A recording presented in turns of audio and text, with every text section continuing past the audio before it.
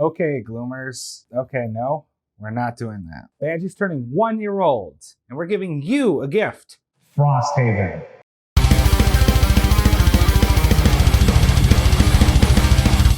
When we started Rage Badger Gaming, we started with a bunch of Frosthaven preview videos, and now it's a year later and still no one has it. In the upcoming months leading up to Frosthaven's release, we're going to be doing a lot of Frosthaven stuff. We'll be doing our own playthrough, some analysis, and we'll put some Patreon polls up to let them choose what Frosthaven content we want next. Isaac has taken considerable community feedback to update the cards, and I think that they've taken a really big step here to looking really nice and polished. But before we get into that, what you probably are jumping in here for, the Frosthaven giveaway. We're giving away a full Kickstarter Frosthaven pledge. This is the whole box, everything you need to play Frosthaven. So how do you get it? It's very simple. Just subscribe and leave a comment. Anything Frosthaven related. Your favorite class? What's you're most excited about?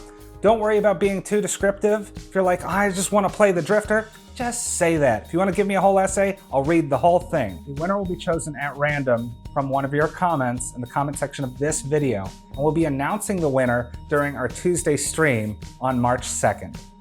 Now let's get into some of the changes that we've seen in Frosthaven over time, specifically now, the card updates. Just looking at the Bone Shapers cards right now, life and death looks different in just such subtle ways. For example, the icons that say loss or gaining experience now have that mandatory exclamation point, and the border looks slimmed down and no longer has that sci-fi edge to it. So there's a little bit less blank space not used up, and it's got that weathering. That weathering makes it more of a fantasy look.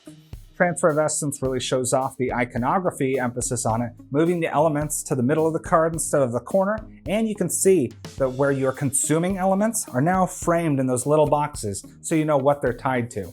It's notably more clear than the version he showed off 2 weeks ago, and I really think this is a significant step up in readability. Now, we have seen some of those trackers that have a certain number of charges on the Bone Shaper, but the Drifter really highlights that, since his only way of getting experience is moving them along those trackers. And you can see they've pushed the experience off of those trackers off to the top right. So if you have the little class icons on there, they're not covering up, am I on an experience pip or not? You can very clearly see it. Additionally, the Drifter's had a few changes. You can see that some of the healing and movement abilities have been moved around. So Crushing Weight used to have a nice move 2 and push one of your charges back. Now has heal 2.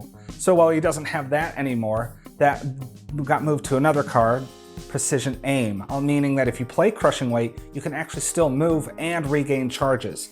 This is vastly important for the melee and tank classes who needed this to be able to attack effectively and be able to move, because frankly, the range class doesn't need to move very much. You're going to get them in range anyway with your long attacks, but the melee build definitely needed it. If you take a look at Precision Aim's top half, you can also see that they've changed what it does. No longer does it give you +2 attack on all ranged attacks. It's +1 attack and +1 range. If you look at the other cards, such as Draining Arrows and Deadly Shot, you can clearly see that the range and all the powers have been dropped down significantly. So if you want to dabble in range, you're still going to have to get a little close. But if you put Precision Aim in play, you really do have that reach out to some respectable distances. Draining Arrows going from range 2 to range 3, especially at 3 targets, becomes significantly more potent.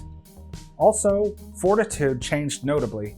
Previously a way to just get a couple charges back or have a permanent loss that can get more and more charges as you kill enemies.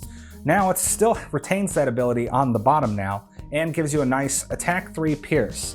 The cool part is though, you can turn this into a ranged attack by actually pushing one of your charges over. So if you have Precision Aim in play, you can push it over twice to turn this nice attack 3 pierce 2 into an attack 4 range 4 pierce 2. So even then, if you have Crushing Weight, it becomes a melee attack. This kind of versatility really highlights what the Drifter can do. This can be a melee or a ranged attack. Some of these cards can be a move or a heal, and there's just so much versatility, and this is another one of those cards that really highlights what he can do. The Deathwalker's Call to the Abyss is a significant improvement.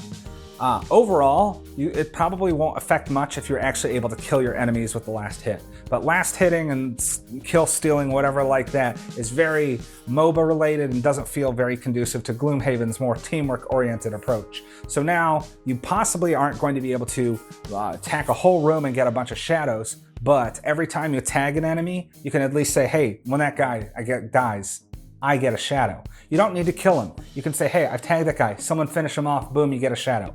As a result of this, it's way more reliable and not like, oh, I'm gonna hit him hard, miss. Well, no shadow for me, crap. Just that amount of frustration has been completely alleviated with the new version of this card, and it's so much better. Playing through it, the Deathwalker previously felt like shadows were a rare commodity that you had to try to burn losses and other stuff to build up, and now you feel like you play this card and now over time, you can reliably generate them. I think that this is one of the better changes that was made to the Deathwalker. Although a few of the other cards have been tuned, this small change to the top half completely changes how you play. Also, if you take a look at the card, you can see that no longer is shadows spelled out. You get a nice little shadow icon. This is just part of the iconography update. A lot more classes are going to have, hey, instead of just spelling it out, here's a little icon for you. So all your little shadow cards now has this cute little whatever that is icon. Previously, the Deathwalker had a nice little card that said, hey, while you're playing the Deathwalker, keep in mind these little things on how shadows work. There's another class in Gloomhaven that came with that as a bear in mind, here is what the rules work for this class. And those who played the Frosthaven demo noticed that there were a couple more of those appearing right on the starters. Well, those have been tossed aside. You can see all the rules on the Deathwalker on its new character mat. No longer do you have to have a special card to say, here are my special rules in addition to my actual cards. It's all going to be on your mat. As a result, all the cards you have are literally only the cards you can play, instead of, here's a card I have that does nothing but just reminds me of how the class works.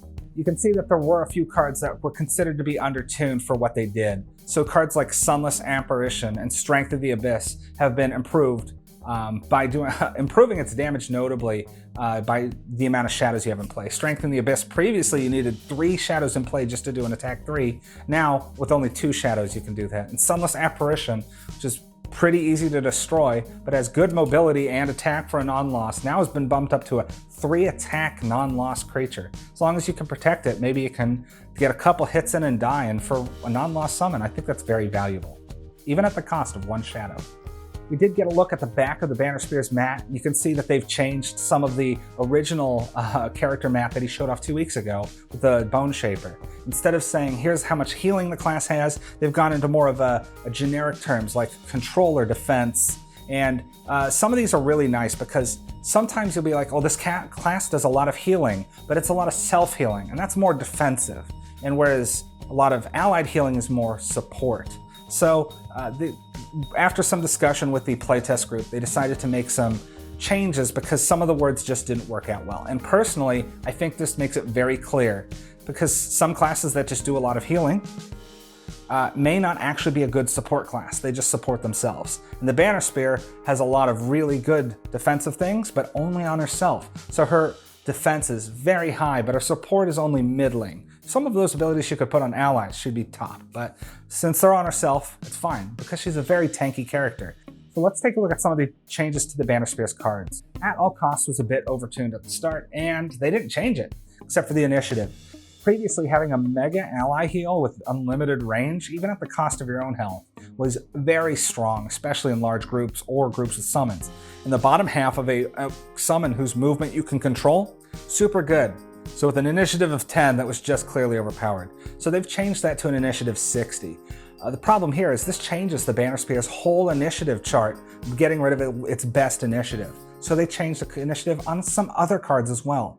Set for the Charge is one of those that got its initiative changed as well. From a 21 down to a 6, making it the Banner Spear's quickest card. Not only that, but it's one of those cards you want to be quick. Since the top heart relies on enemies moving next to you, you have to go before them. You can get a little creative with some of your other cards by pulling them next to you and still getting that damage.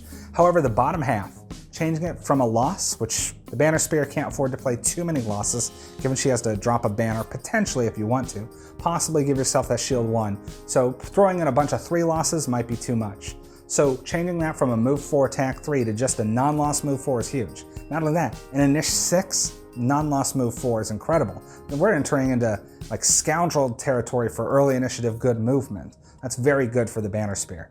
Not only that, but it's got a good top that will also want to be good with a good initiative. So no matter what, this is going to be a card you're going to be bringing in your whole career as a Banner Spear. Driving Inspiration is kind of what reminds me of why did we have to change these cards? Well, look at the old version of Driving Inspiration, that banner on the bottom. It can't actually fit the text in there, and if you brought this text any smaller, it would be hard to read. So now, changing it to the new iconography, you can clearly see what the card does.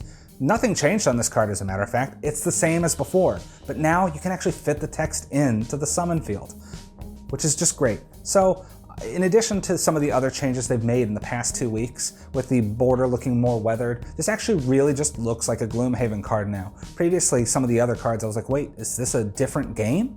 It looks so sci-fi, but now changing some of the border, changing some of the icons, moving them to just a line in the middle, it just looks better now. And hey, it's readable. So that's about it. If you want to see all of the level 1 cards revealed for these 4 classes, check out the description for a PDF of all of them. We wanted to say thank you for a year of support. We really do appreciate everything you've done to help us out. If you want to join our small little Discord community or have any of the other patron benefits, please do consider checking out our Patreon. It really does help us out. So good luck in the giveaway, and thanks for watching.